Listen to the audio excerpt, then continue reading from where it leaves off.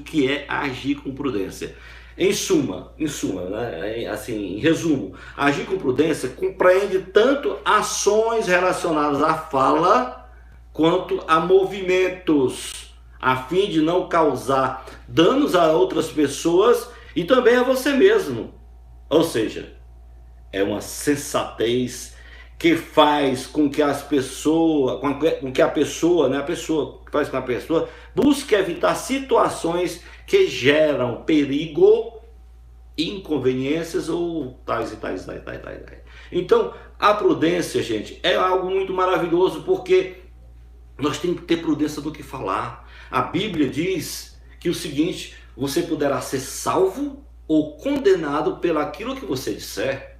É claro que se você algum dia vai ser chamado na justiça, lá na delegacia, talvez foi porque você disse alguma coisa ou porque você fez alguma coisa, algum movimento.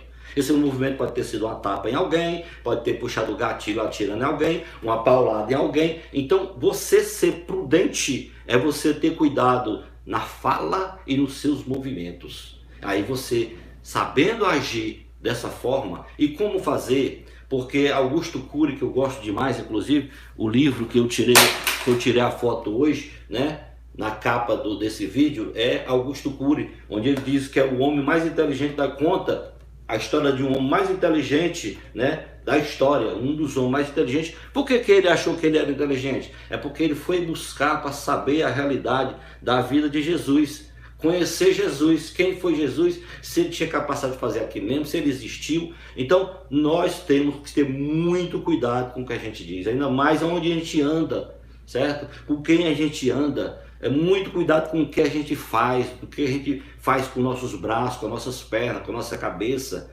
Quantas pessoas não usam, né, mulher principalmente, aquela rebanada no cabelo, como que diga, se eu não estou nem aí contigo, né? Vai se ferrar, né? Mas também nós sabemos que diz que tem um país aí que o imperador, lá é ditadura, o imperador lá, ele só tem uma profissão que ele respeita. Todas as pessoas daquele país têm que fazer isso para o imperador, tem que se curvar diante do imperador. Somente uma profissão. É o contrário, o imperador, quando sabe que aquela pessoa é professor ou professora, o imperador é quem faz isso.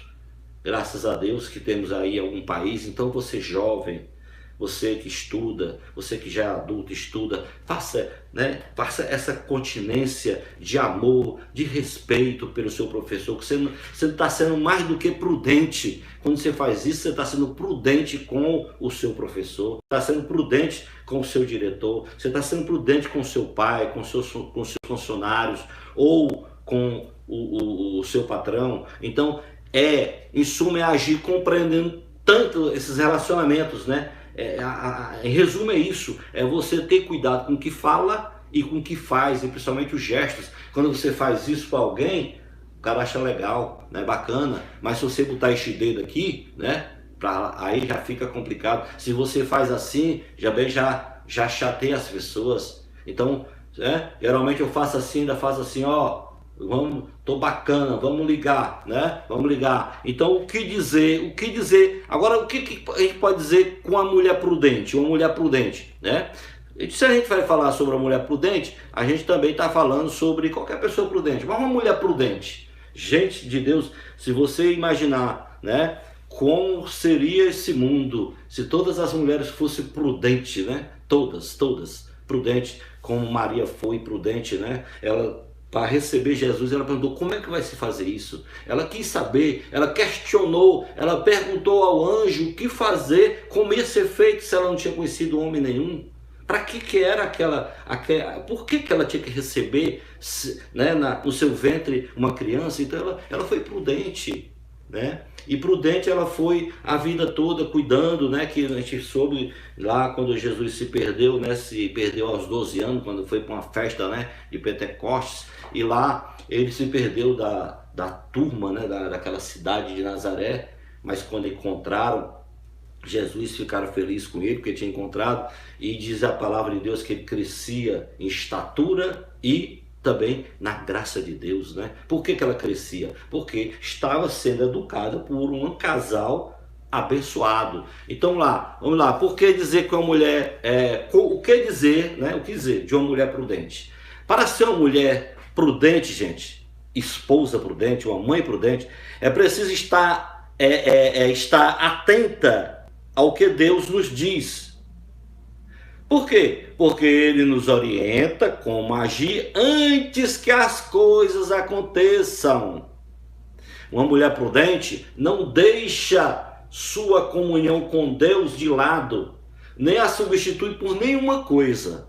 Então você quer ser prudente? Então está aqui a receita da prudência da mulher prudente. Ela está em comunhão com Deus, porque olha o que diz, né? O que a gente está dizendo para vocês, que a mulher prudente, ela pode até prever o que pode acontecer, ela pode orientar.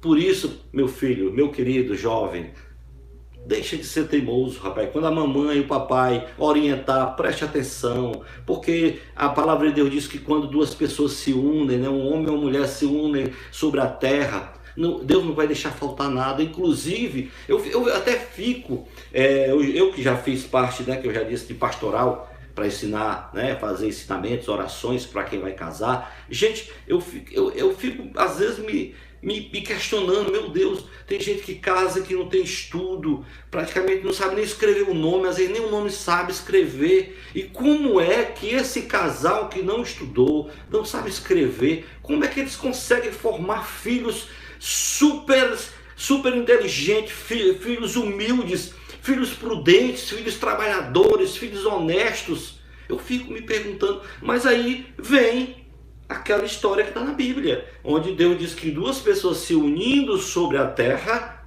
se unindo, abençoado por Ele, não vai faltar nada. Aí eu fico, meu Deus, até isso. Não precisa você ser PhD, não precisa você ser um cientista, você ter uma faculdade para poder casar, não precisa. Né? Você pode casar sem saber que nem escrever nada, sem saber ler nada, e vai dar certo se você tiver prudência, se você acreditar e confiar na comunhão, né, na união de Deus com você e não trocar por ninguém. Então, o que quer dizer prudente como a serpente? Né? Nós vamos ler, né? Nós sabemos que na Bíblia tem que ser prudente, como foi dito, prudente como a serpente, né? E simples como a pomba. Então, o que Deus quer dizer com esse negócio para você ser prudente, né? Como a serpente? Ora, a palavra prudente aponta para inteligência. Prudente, quem é prudente é inteligente, não tem nem discussão. Quem é prudente é sábio, não tem nem discussão. Então a palavra prudente, ela aponta para inteligência, para esperteza. Esperteza na graça de Deus. Para sabedoria, para cautela. Então por isso você vê a cobra deslizando, né? Ela vai deslizando, né? Ali com esperteza, com sabedoria, com cautela, porque qualquer hora pode ela ser atacada por outro animal, ou que seja, os animais, nós, racionais, que muitas vezes a gente mata cobra, que não era para matar, porque a cobra faz parte, né, da cadeia alimentar, ela vai comer bichos que pode prejudicar a nossa saúde, que pode prejudicar a nossa vida, pode prejudicar a plantação de alguém, né? Então, mas não, a gente morre de medo. Cobra tem que ser morta, né? E infelizmente a escola ensina, né? Diz como é que as características da cobra venenosa e da não venenosa. Mas a gente morre de medo. É difícil uma pessoa que não tenha medo de uma cobra, né? Então, o que é ser prudente como a serpente? É isso que a gente acabou de conversar. Assim como a serpente tem todas essas características, né, que trazem a ela mais segurança para escapar, né? Ela usa isso o quê? Para escapar. Escapar de quem? Dos caçadores, dos predadores.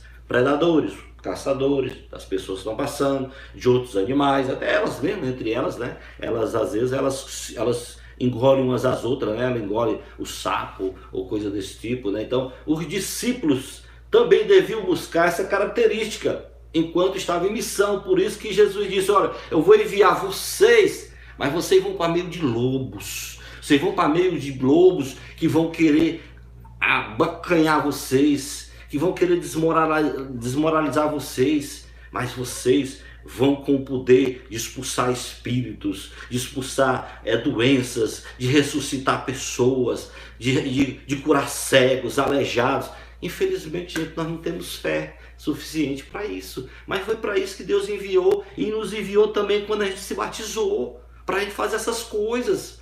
Mas a gente não faz. Por que a gente não faz? Porque nem acredita, né? Tem gente que às vezes uma criança adoece em casa, sai de madrugada pedindo para comadre, pedindo não sei para quem, que a rezadeira da cidade é fulano, o rezadeiro. Eu nunca levei um filho meu para ninguém rezar, que não fosse eu, a minha esposa e eu. A gente ficava em oração quando eles estavam, né? Às vezes, quando vem vômito, gente, teve aqueles falecimentos, aquela né, tristeza, que criança alegre se movimenta. Então, vixe Maria. Alguém jogou, né, que assim, olhou mal para o meu filho, alguém desejou a morte para ele, alguém isso, aquilo, então eu vou rezar, vou orar a Deus. E quantas vezes não foi preciso orar vários, muito mesmo, né, para que Deus, né, ouvisse, porque às vezes Deus quer. Rapaz, é o seguinte, eu quero que quando ele for curado, você saiba quem foi que curou, quem foi que lhe deu a graça dele receber a cura. E assim a gente fazia. Então, quando eles saíram em missão, Jesus deu essas orientações para os seus apóstolos e discípulos. Tenham cuidado, vocês vão estar no meio de lobos, então andem como uma serpente, né? Cauteloso como uma serpente. E seja dócil como uma pomba, né? Tá entendendo? Uma pombinha, né? Aquelas pombinhas